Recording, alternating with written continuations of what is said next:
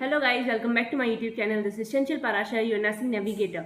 Guys, this video is all about जो last का अब 1.5 महीना रह गया है नॉर्थ सेट 9 के लिए, उसके लिए कैसे पढ़ना है, क्या करना है।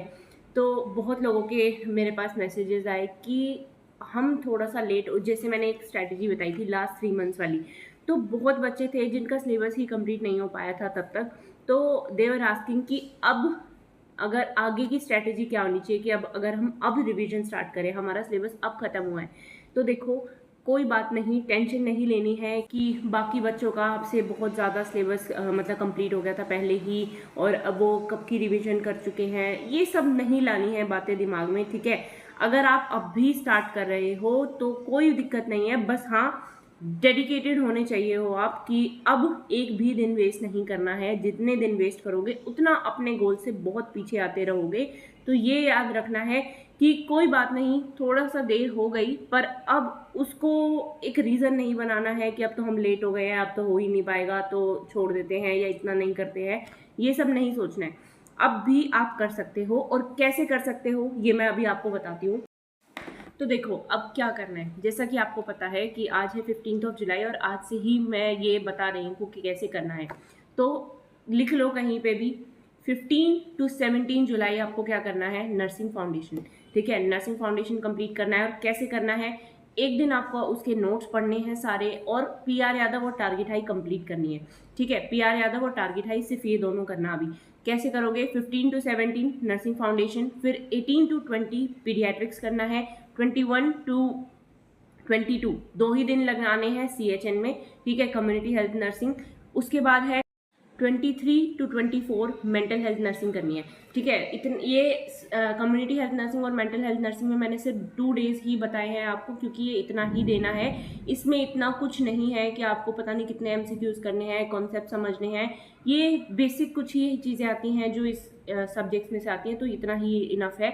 उसके बाद है 25 to 28 जुलाई को आपको क्या करना है, OBG। 25, 26, 27, 28 4 days are enough to cover OBG, ठीक है।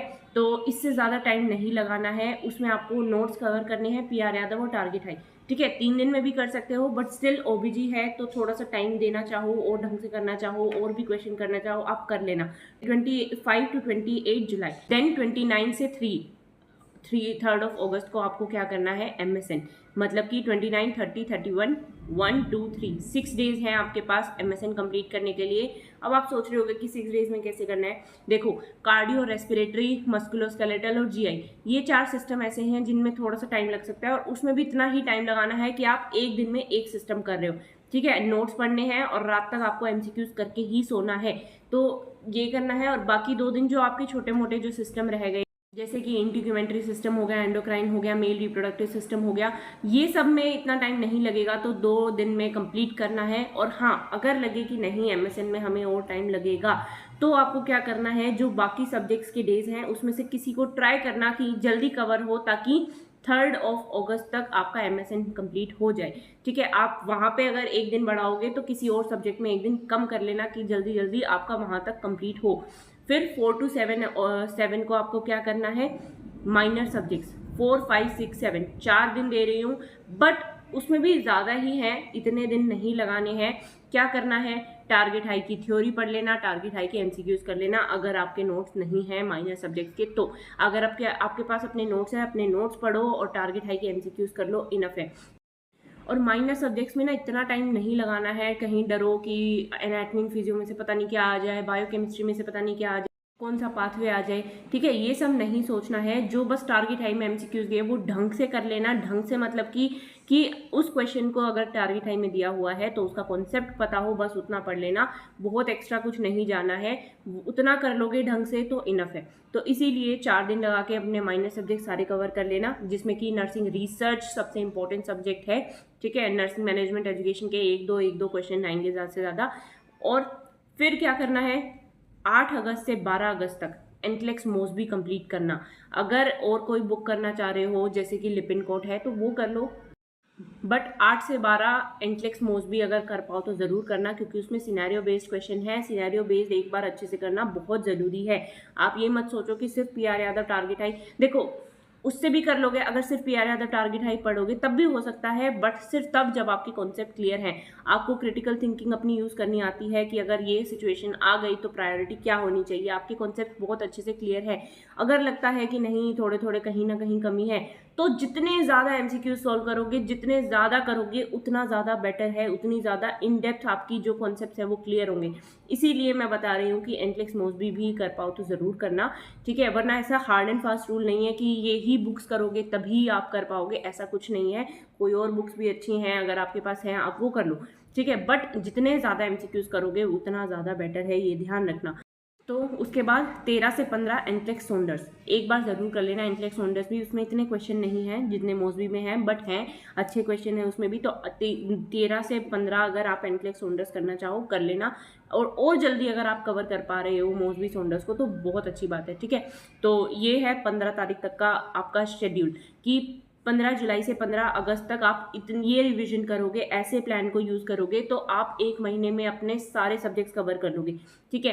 तो 15 अगस्त तक हो गया। अब है 15 से 17 अगस्त को आपको क्या करना है, नॉन नर्सिंग सब्जेक्ट्स 15, 16, 17 3 दिन ही लगाने हैं। 3 दिन क्यों लगाने हैं, क्योंकि देखो जीके करंट अफेयर्स के पीछे जितना भागोगे उतना वो खत्म ही नहीं हो गया, ठीक है। बहुत कुछ है पढ़ने को और पता नहीं क्या आ जाएगा, तो इतना टाइम नहीं लगाना है उन चीज़ों पे। मैथ्स और रीजनिंग बहुत अच्छे से करके जानी है। मैथ्स पे तो बहुत फोकस रखना है, 5 से 6 क्वेश्चन आते हैं, तो 5 से 6 नॉन नर्सिंग कहाँ से करनी है, कैसे करनी है, मैंने उसकी भी वीडियोस बना रखी हैं, आप वहाँ से देख लो। बाकी पीआर यादव वॉल्यूम 3 बहुत अच्छी है, कर लो, ठीक है। तो ये सब है नॉन नर्सिंग के लिए। उसके बाद है 18 से 30, उसमें क्या करना है, उसमें आपको सेकंड रिवीजन स्टार्ट करनी है। सेकंड रिवीजन में आपको अपने सारे नोट्स करने हैं और पीआर यादव टारगेट हाई दोबारा कर पाओ तो करना है, ठीक है। अब उसमें क्या है, सेकंड टाइम रिवीजन कर रहे हो तो इतना टाइम नहीं लगना चाहिए। या तो आप सारे एक सब्जेक्ट के या तो आप सारे नोट्स एक साथ कर लो, फिर लास्ट के 6-7 दिन बचे उसमें एमसीक्यूज कर लो जितने कर पाओ, या फिर सेम आपको दोबारा करना है, एक सब्जेक्ट उठाना है, उसके नोट्स पढ़ने हैं, फिर उसके एमसीक्यूज करने हैं, जैसे कर पाओ। जैसे इंपॉर्टेंट एटलीस्ट मेजर सब्जेक्ट्स के ऐसे कर लेना, पीआर यादव टारगेट है दोबारा एक बार कर लेना है मेजर सब्जेक्ट्स के, उसके नोट्स प्रॉपरली पढ़ लेना, ठीक है। 30 अगस्त तक हो गया। और इसी 18 से 30 अगस्त के बीच में आपको वो भी करना है कि जहाँ जहाँ आपको पता है यार इस टॉपिक का कॉन्सेप्ट क्लियर नहीं है, इस टॉपिक में अभी भी डाउट है, इस टॉपिक में अभी भी गलत कर रहे हैं चीज़ें, तो उन टॉपिक्स पे ज़्यादा फोकस करके पढ़ना है उस टाइम पे। 18 से 30 अगस्त में जितने डाउट्स हैं, जितने वीक पॉइंट्स हैं, सबको क्लियर करना है, ये ध्यान रखना है, और अपने नोट्स को दोबारा पढ़ना है, ठीक है। उसके बाद है लास्ट के जो 10 दिन बचेंगे, 1 से 11 जो सितंबर बचेगा, उसमें आपको सिर्फ अपने नोट्स पढ़ने हैं। उसमें कोई एमसीक्यू, उसमें कोई टेस्ट कुछ नहीं करना है। एंड हाँ, जो मैंने ये शेड्यूल बताया, इसमें ये मत समझना कि आपको सिर्फ नोट्स और एमसीक्यूज ही करने हैं, टेस्ट भी करने हैं। टेस्ट देखो डेली करोगे तो अच्छी बात है, जितने डेली हर रोज़ एक टेस्ट देने बैठोगे, उसको एनालाइज करोगे और देखोगे कहाँ कौन सा कॉन्सेप्ट वीक है या अभी क्या और पढ़ना है।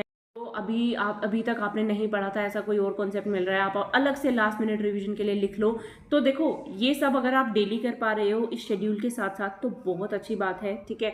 अगर आप नहीं कर पा रहे हो कि नहीं हम इतना सब नहीं कर पा रहे हैं, जॉब भी है या फिर और भी कुछ रीजंस हैं, तो आप एक काम करो, हर 3 से 4 दिन में एक टेस्ट ज़रूर देना है, ज़रूर। और अगर वो लाइव टेस्ट है तो बहुत अच्छी बात है। लाइव टेस्ट में आपको आपकी रैंक मिलेगी, सबसे इंपॉर्टेंट चीज़ कि आपको रियलिटी चेक मिलता रहेगा कि अच्छा अभी हम यहाँ पे हैं, अभी हम यहाँ पे हैं, ठीक है। आपको आपके मार्क्स दिखेंगे। अगर 100 में से 55 अबव नहीं आ रहे हैं तो कुछ गलती कर रहे हो, कहीं ना कहीं गलती कर रहे हो, तो प्रॉपर उस टेस्ट को एनालाइज करना है। और किसी भी टेस्ट को अगर आपने एनालाइज नहीं किया तो उस टेस्ट को देने का फ़ायदा नहीं है।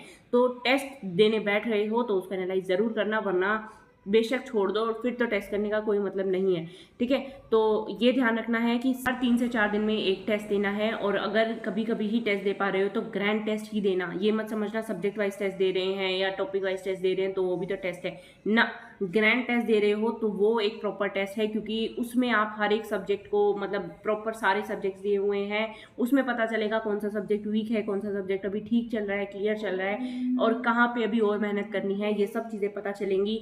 100 में से सारे क्वेश्चन अटेम्प्ट मत कर देना टेस्ट प्रैक्टिस में, क्योंकि फिर वो एमसीक्यू प्रैक्टिस है, टेस्ट प्रैक्टिस नहीं है। टेस्ट प्रैक्टिस में आपको ये भी देखना है कि कौन सा क्वेश्चन नहीं करना चाहिए कि नेगेटिव मार्किंग ना हो। नेगेटिव मार्किंग को कंट्रोल करना आपका मेजर गोल है टेस्ट प्रैक्टिस में, ठीक है। तो ये सभी चीज़ें हैं। अगर स्टिल आपको कोई डाउट आ रहा है या फिर आपको ऐसा लग रहा है कि ये मतलब ये शेड्यूल भी फॉलो नहीं हो पाएगा या और भी कोई प्रॉब्लम आ रही है, आप मुझे कमेंट सेक्शन में बता दो या इंस्टाग्राम पे डीएम कर दो कि आपका इंडिविजुअलाइज्ड क्या प्लान होना चाहिए आपकी सिचुएशन के अकॉर्डिंग, या आप पहले ही कवर कर चुके हो, सब्जेक्ट रिवीजन कर चुके हो, अब आपको ये फॉलो करना चाहिए या नहीं। कोई भी डाउट्स आ रहे हैं आप मुझे बताइए, I will surely reply you, मैं आपको ठीक से समझा दूंगी। तो thank you and all the best, bye.